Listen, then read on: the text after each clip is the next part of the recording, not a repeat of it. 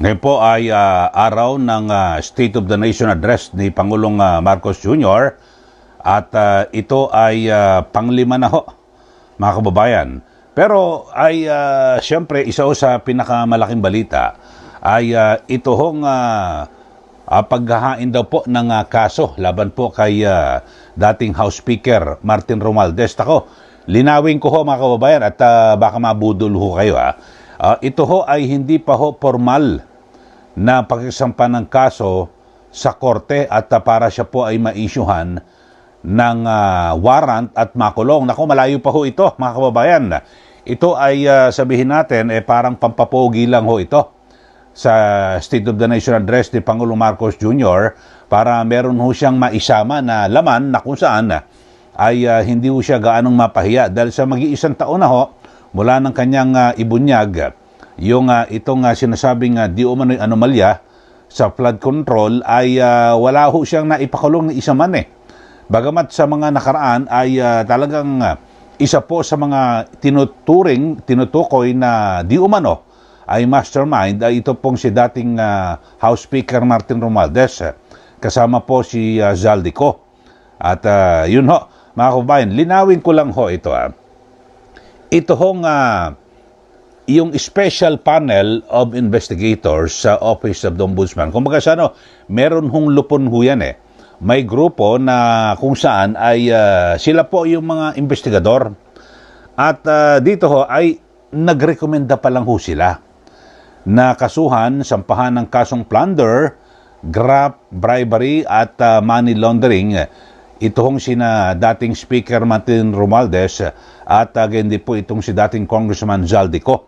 O yan po mga kababayan, maliwanag ho yan At dito ho ay kasi ang binabanggit ito base po sa di umano ay offense o paglabag yung tinatayang pagkamal ng 56 billion pesos na ill-gotten wealth na ito po ay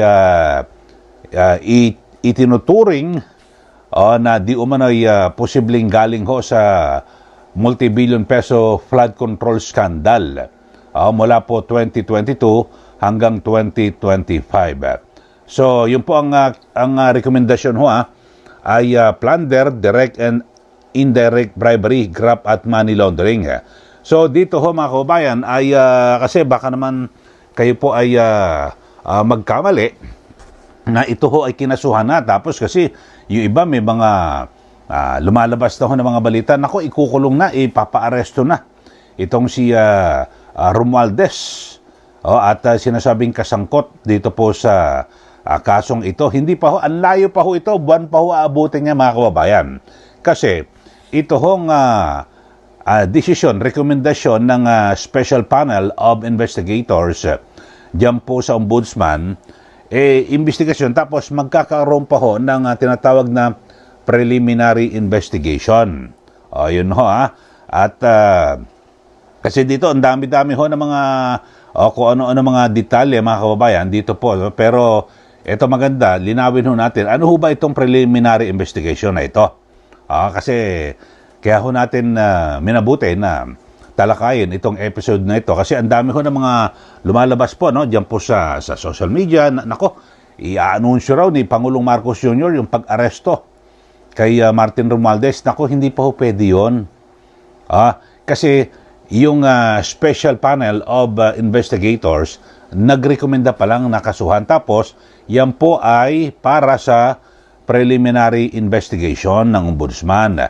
Yung ito hong preliminary investigation ay ito yung formal na proseso para malaman kung meron pong probable cause, meron pong sapat na basihan para ito mag-file na po ng criminal charges sa Sandigan Bayan. So malayo pa ho ito mga kababayan.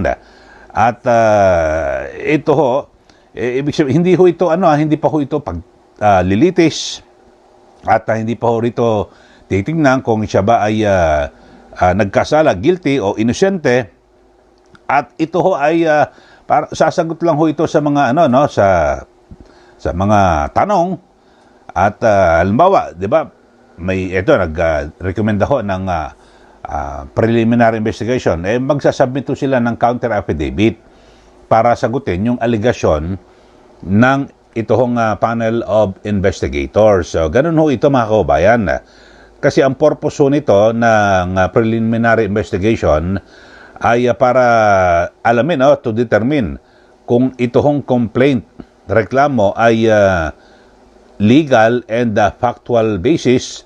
Siyempre, pero maprotektahan din yung mga inosenteng tao mula po sa mga baka unfounded o mga walang katuturan o malisyosong allegation lang ho mga kababayan. At dito ho ay magdidesisyon kung magpa-file po ng kaso sa Sandigan Bayan o kung saan mang korte mga kababayan. So maliwanag ho yan kasi nagulat lang ho ako nung magsabi ho ito hong nako, ipa-aaresto na itong si Romualdez ni Pangulong Marcos Jr. at habang siya ay nag-i-speech sa kanyang zona, hindi po, malayo pa ho yan. Kasi abot pa yan ng 2 buwan, mga gano'n, 1 buwan o hanggang 2 buwan, mga kababayan. Ito, pakinggan ho natin yung paliwanag ng Assistant Ombudsman na si Miko Calabano at patungkol dito sa preliminary investigation laban po kay dating Speaker Romualdez. Panoorin po natin, mga kababayan. Binibigyan si dating Speaker Martin Romualdez ng pagkakataon to submit his counter evidence. Well, that will depend kasi kakasabit lang po ng fact-finding teams natin ng complaints sa preliminary investigation. Ang proseso ho doon, yung officer in charge doon sa preliminary investigation ay magbibigay or mag-issue ng order to file counter affidavit. At doon po natin makikita yung date. Hindi ko pa nakikita po yung order to file counter affidavit. Pero malamang po sa hindi, it will be issued sometime this week. Thank you. Sir Glenn, Sir Glenn Weigel, DCWB. Sir, siguro ang tanong lagi ng mga kababayan natin, kailan kaya talaga ito? Kailan ito matatapos? Kailan ito ma-file? Kailan itong magkakaroon ng desisyon dito sa kaso nito? Well, the new rules provide for a 60-day period for preliminary investigation to take its course.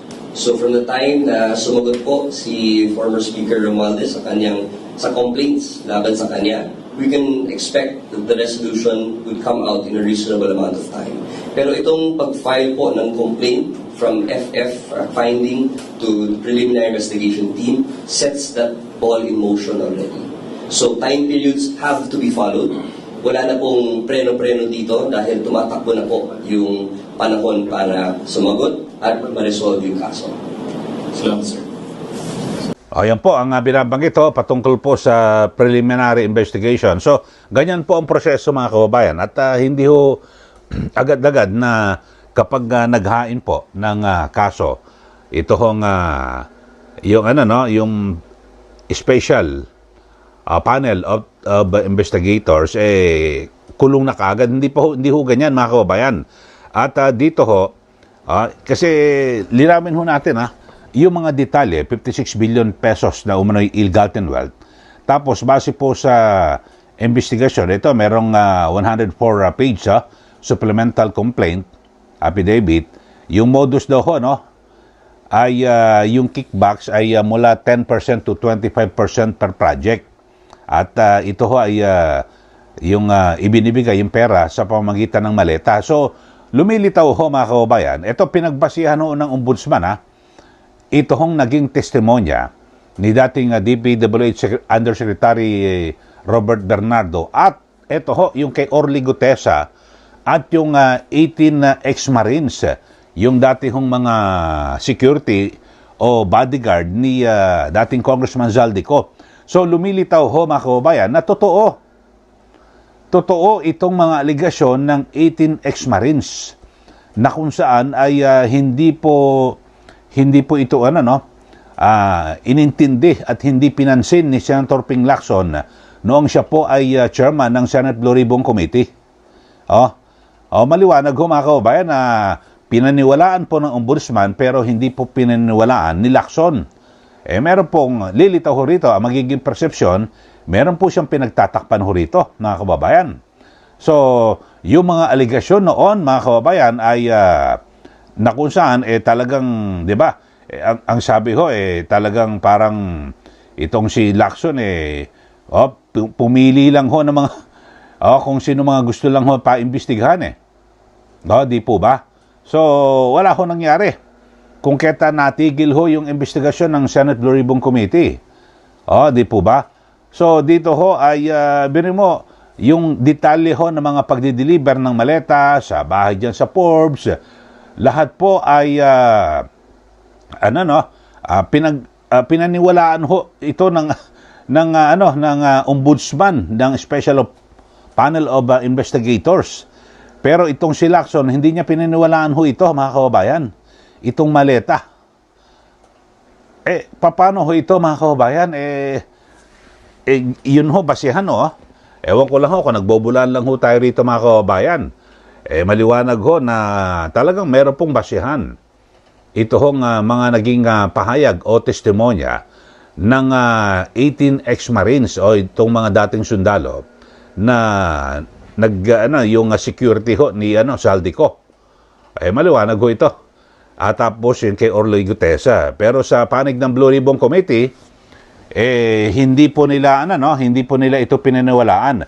Meron pong pahayag itong Senate Blue Ribbon Committee Chairman ngayon, Senator Erwin Tulfo, na muling bubuksan daw po ang investigasyon ng Blue Ribbon dito po sa flood control at isasama na raw po nila di umano yung usapin sa Taguig, yung Ghost Project. Isama nyo ho yan, pero naumpisa na yung una dapat tapusin nyo yung investigasyon dyan sa flood control na kung saan ay kinasasangkutan ng maraming mga opisyal ng gobyerno, mga politiko na di umano ay ito po ay nadeliveran ho ng mali-malitang pera.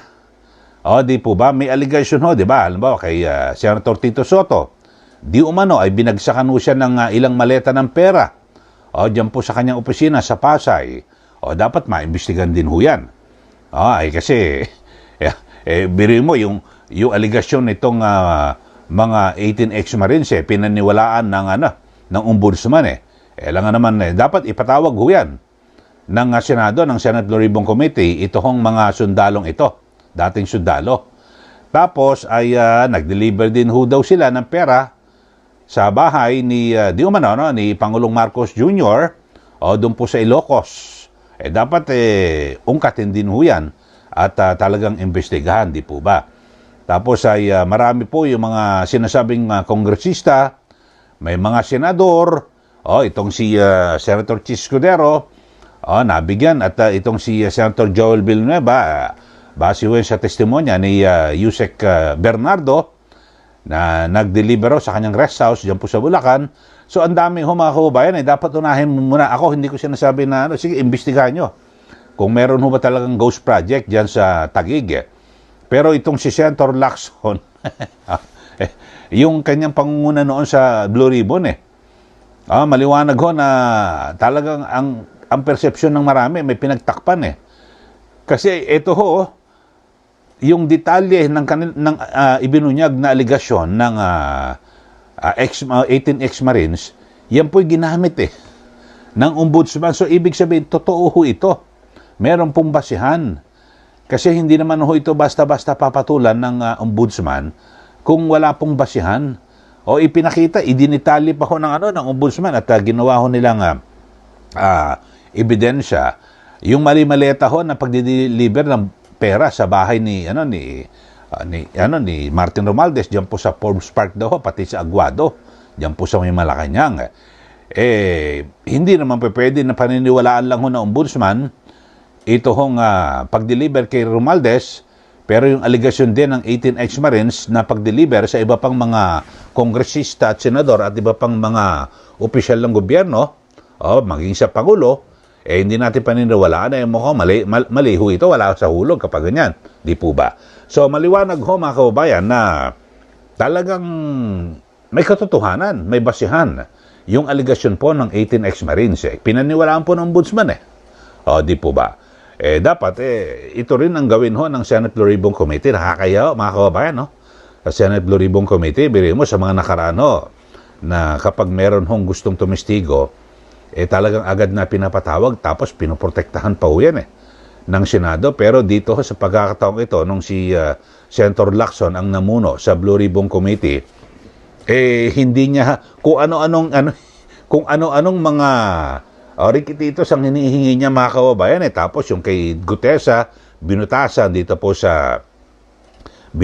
yung sa notaryo, na kung tutusin, pagpunta ka sa Senado, kahit wala ka namang sinumpang salaysay, manunumpa ka naman doon sa Senado, yun na yun. Kung lahat ng mga sasabihin mo, yun na rin yun, di ba? Pero wala ho, binutasan, halatang-halata na mayroon ang perception, paniniwala ng marami, may pinagtakpan, di po ba? At kaya nga, yan po yung aligasyon ni Senator Marcoleta. Di po ba? Kaya ang ginawa ho, talagang pinag-initan niya si Marcoleta. Yun ho, at sabi nga ho ni Senator Alan Peter Cayetano, talagang isa po ito si Senator Lacson sa trumabaho para makulong itong si Senator Marcoleta. Yun ho, ngayon naman, si Senator Alan Peter Cayetano ang tinatrabaho ni Lacson, mga kababayan. Kung ating babalikan, yung, napanood ko yung interview kay Congressman Ege Erice, na kung saan nakita niya ho mismo yung palitan ho ng text messages ni na Pangulong Marcos Jr. at itong si Yusek Adrian Bersamin. Nandun ho yung detalye, yung pagbibigay ho ng pera sa Pangulo, di umano, at yung sa mga kandidato ho ng administrasyon. Kandidato ng administrasyon si Senator Lacson. So 1+1, lumilitaw na nakatanggap po siya ng pondo ho, campaign funds. So magkano ho kaya? Kasi kinumpirma ho yan mismo ni Congressman Toby Chanco, na siyang campaign manager, na nabigyan ho lahat ng pera itong mga kandidato ng administrasyon. Kaya lang hindi niya ho makumpirma kung saan galing yung pera. Pero kung titignan ho natin base po sa sabi ho ni Yusek Adrian Bersamin kay Congressman Leon Libiste, sabi, nakita ho mismo kasi yung text ni Congressman Ege Erice, na yun nga ho, galing sa flood control, kung saan pagaling ito hong pera na nasa halos 8 billion pesos. Pati yung binigay ho sa entertainer na si Andrew E. Di po ba? So maliwanag ho mga kababayan. Okay, so yun lang ho at ating nilinaw lang ho itong issue na rekomendasyon lang ho ito ng special panel of investigators sa Ombudsman. Tapos meron pang preliminary investigation. Abot pa ho yan ng buwan kung totohanan pero baka naman pagkatapos ho nito ng SONA magkalimutan na ho ulit. Kaya ito hong paghahain po ng pagre-rekomenda ho hindi pa ho pagsasampa ng kaso, pagre-rekomenda ng mga investigador sa Ombudsman na imbestigahan. Inimbestigahan ng panel of investigators, tapos isasalang ulit sa investigasyon, preliminary investigation, para malaman kung yan ba ay tuluyang isasampa sa korte. Maliwanag ho yan mga kababayan. Kasi iba baka nabubudol na ho. At nabobola na, naku, kakasuhan na pala si Romualdez, talagang si Marcos kahit na pinsan niya. Hindi niya kinusinte. Wala pa ho yan, malayo pa ho yan. Baka pag minalas-malas ho tayo pagkatapos po ng mga ilang buwan, magkalimutan na kasi tapos na ang SONA. May nabanggit na siya, ganun ho. Tingnan ho natin mga kababayan. Kayo ho, ano masasabi niyo ho rito? Sa ating mga viewers, sa ating mga taga-subaybay dito po sa ating channel. Nililinaw ko lang ho ito mga kababayan para wag ho tayo maligaw. Na baka sabihin ako, ipakukulong na si Romualdez. Ang layo pa ho. Ang layo-layo pa ho mga kababayan. Kasi meron pang preliminary investigation, pasasagutin pa siya. Maghahain sila ng counter affidavit. Tapos titimbangin pa ho yan sa preliminary investigation kung meron probable cause para isampa ho sa Sandigan Bayan. Kasi kung maniniwala lang ho tayo mga kababayan, kung na-file na ho agad mismo sa Sandigan Bayan, tapos natanggap ng Sandigan Bayan, yun, maglalabas na ho ng warrant. Di po ba? Pero wala ho ito, ang layo pa ho nito mga kababayan. Pwede pa ho ito ma-dribble